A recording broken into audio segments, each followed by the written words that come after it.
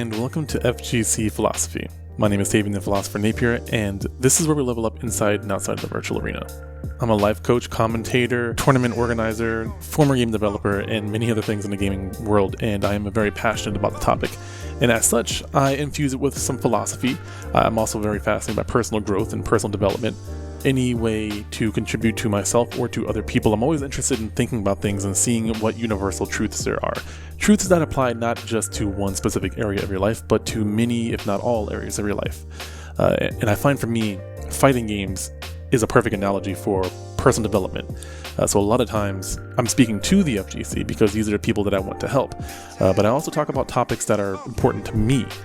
Or have guests on the show that are important to me that I think can talk about a topic that helps not just the FGC, but also people outside the FGC, while also helping bridge that gap a little bit, helping non-gamers learn more about a specific gaming community, and maybe other gaming communities. And sometimes they're even gamers, just not fighting game players, and so that's always interesting as well.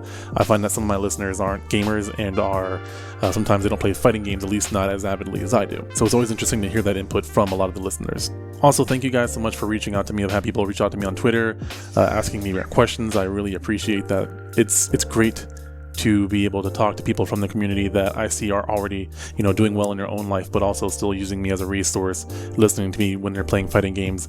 I love hearing that. I love being a resource while helping them be productive. I find personally playing fighting games to be productive if you're aiming towards something competitive or you're trying to master it. It doesn't have to be something that you're going to make money off of, but just something that causes you to practice discipline.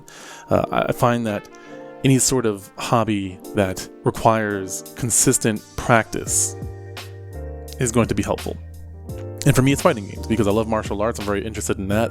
I try to practice that at home when I can until I find a style or a sensei that I find matches me. But yeah, that's what I do. And today's topic is mainly focused around learning Karin in Street Fighter V. For those who don't know, Street Fighter V is a game that I play a lot. I compete in that. I try to at least.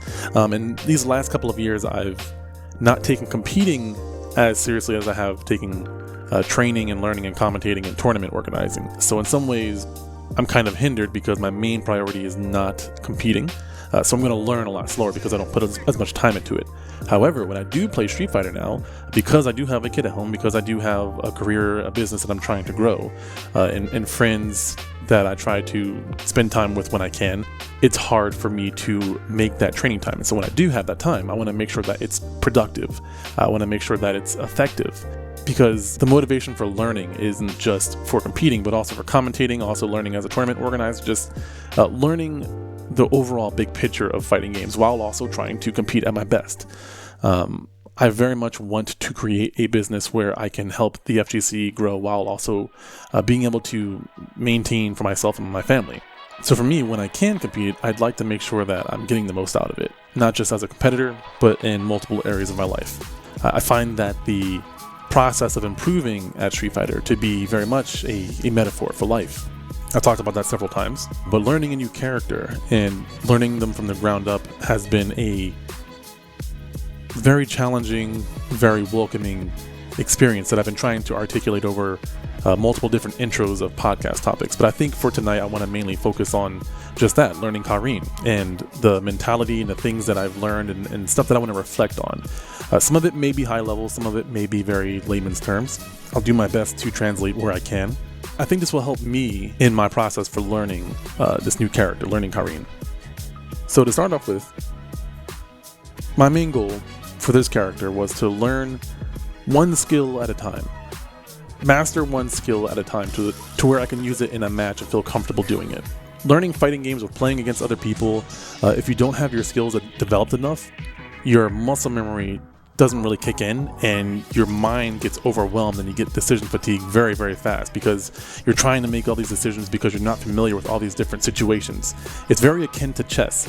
If you're familiar with chess, then you know that the game boils down to a bunch of different formations or situations. The masters are able to take and chunk down all of these different areas of chess and see them into scenarios where they have to plan ahead.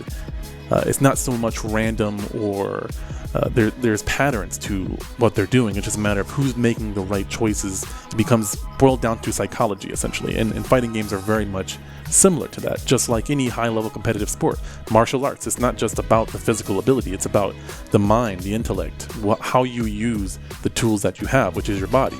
You train your body in martial arts to be able to do whatever your body needs to do. Your brain makes those choices. And some would argue, your instincts or your guts, your heart, whatever you want to call that. I do think there is some level of intuition that comes into play with martial arts or any other high-level competitive, mainly fast-paced sports or interactions, but doesn't just apply to that. I just think it's most obvious in those areas.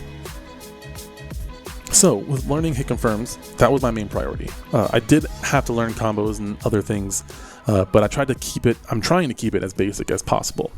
And so for those who don't know what hit confirming is, in fighting games, hit confirming is essentially you throw out a button, you press an attack, and when the attack lands, you have to make a decision.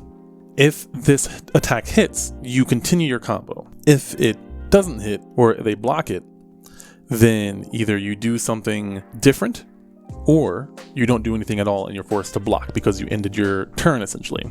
The reason that's important is because if you throw out a button, let's say we have a scenario here. Player 1 presses an attack button. That attack button lands. Player 2 doesn't block and is hit by this attack. Player 1 notices that the attack lands and continues to do the combo and scores a knockdown. Now that's one scenario. The second scenario is player 1 throws out an attack, player 2 blocks that attack. Player 1 continues the combo. Now the issue with continuing a combo on block is that if the opponent blocks the whole combo, a lot of times it's highly punishable. It doesn't recover as fast, and as such, player 2 has an opportunity to get a guaranteed punish because of how slow that button recovers.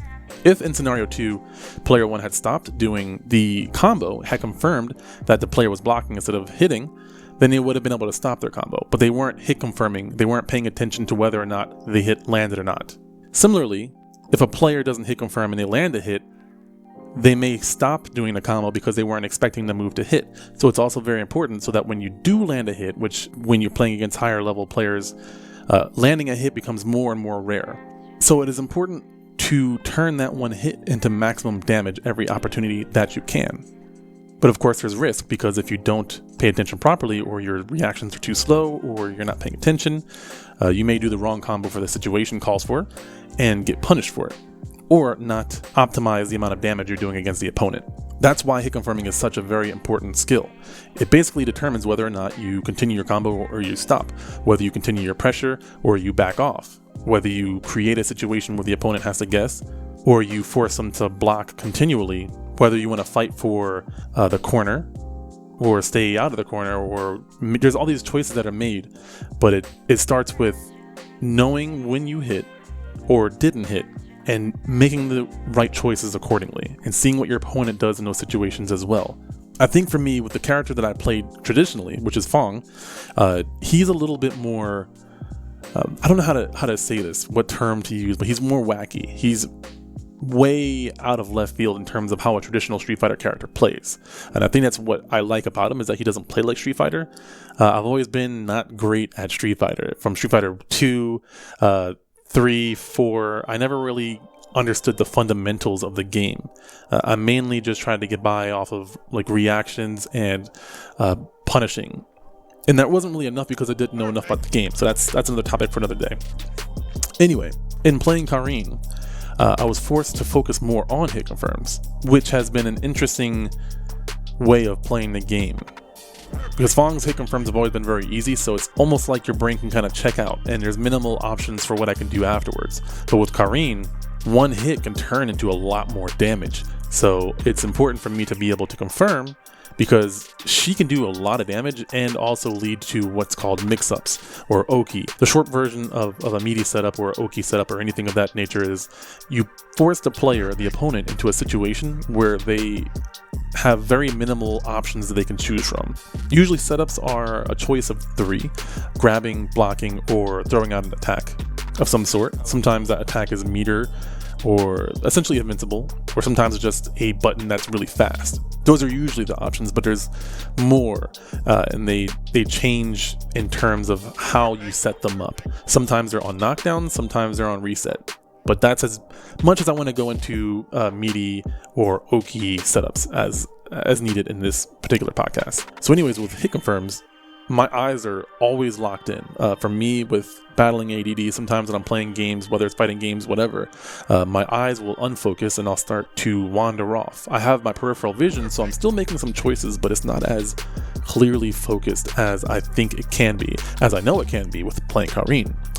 And so focusing on that, it's way harder in an actual match, especially playing online. It's very, very hard on fighting online, and I see why people actually complain, because she is so reaction focused, to put it in the layman's terms. You really have to lock in and make sure that the hit attacks, but that window is very, very small. So it's very difficult, because online, that window of time can change because of connections online. I'm trying to do like a very basic explanation of it to not get into too much of the specifics of the netcode and online gameplay, but basically it makes it harder to do it because the timing is more random, or seeming more random, on top of an already strict timing of a combo.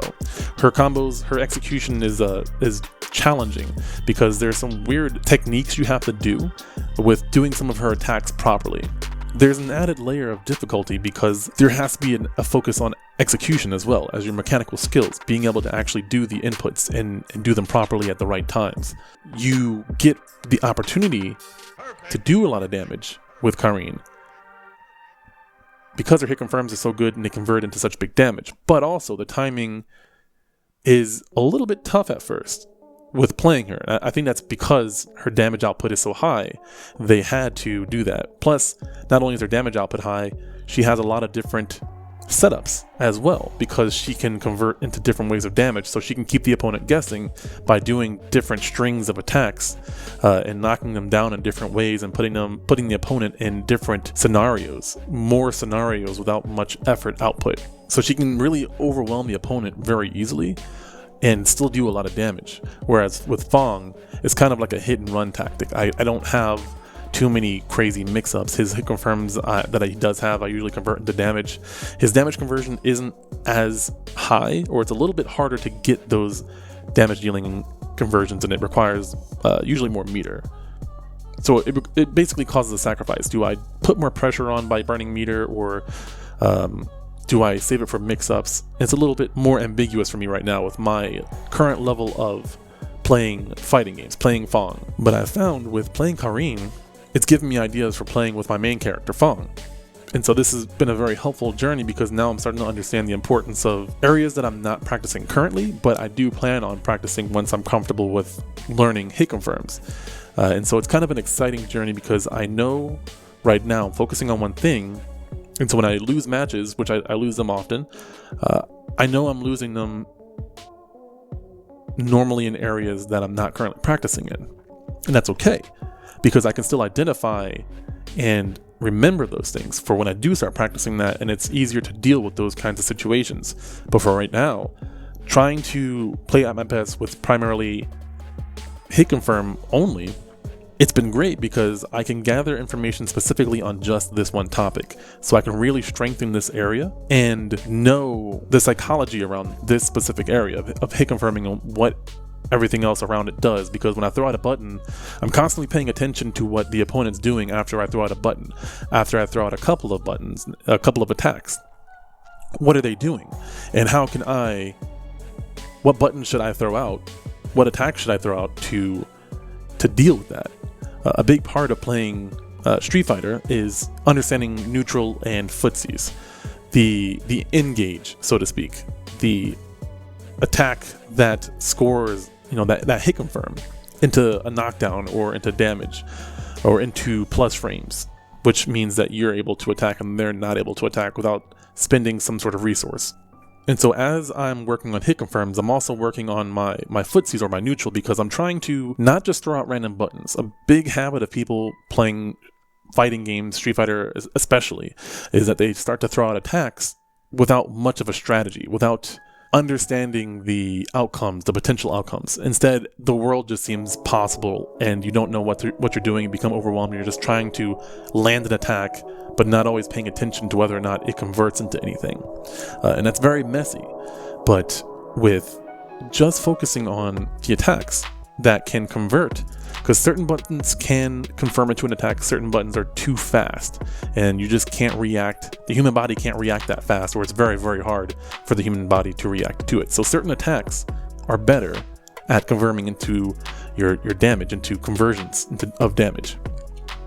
Hopefully this is making sense.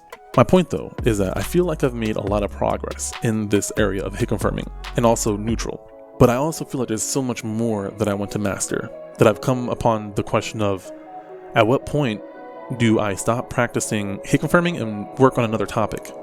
And I also have to ask myself, is it not possible for me to continue improving on this skill while also learning a new area? Which leads me to the question of, what choice is more productive? And what choices am I not seeing that may be even more productive than those two choices?